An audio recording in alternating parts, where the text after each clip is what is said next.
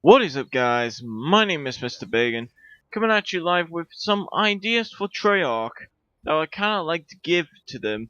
Even though I'm kind of the lowest commentator, but hey, I just like to share my ideas and see what you guys think of it.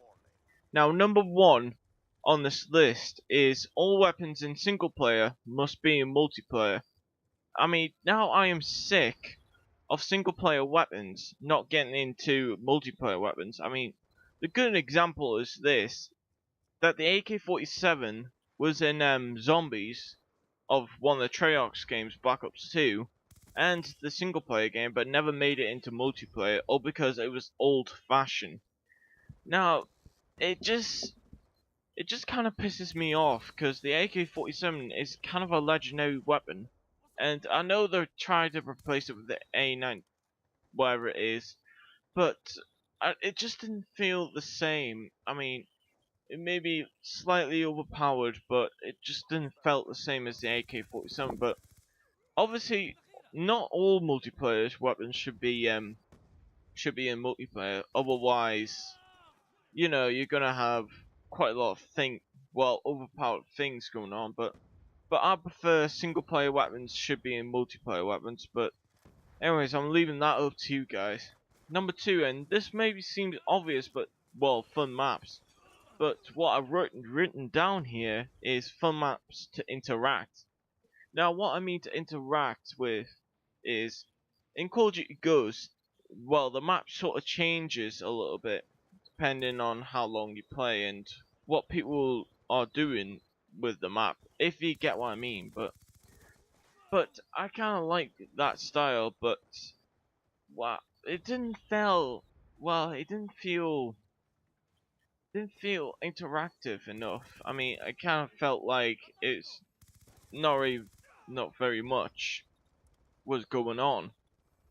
So I kind of like the Black Ops 1 theme, where if you just press a button, then something will just happen.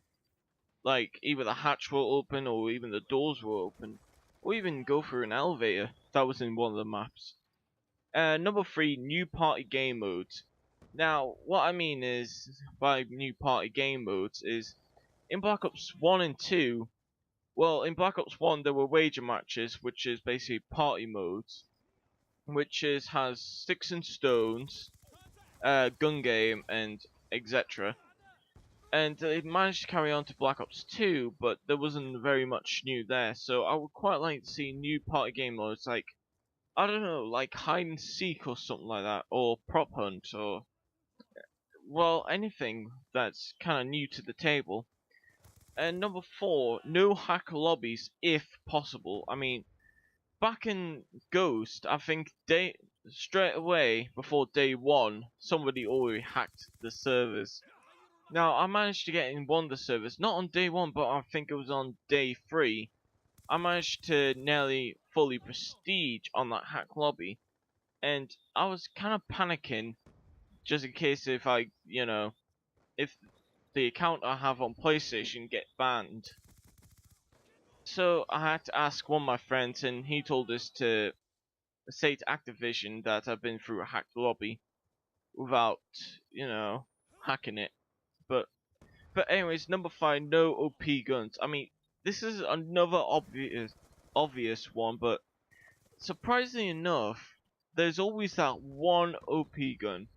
I mean, back in Black Ops 2, there were two OP guns. There was the MSC and the PDW until they were nerfed. But then it kind of switched around a little bit until the final. I think it was like a final 2 months. It was completely balanced. I'm not really too sure. But in Ghost now, nothing's changed. I mean, there's that M&C thing.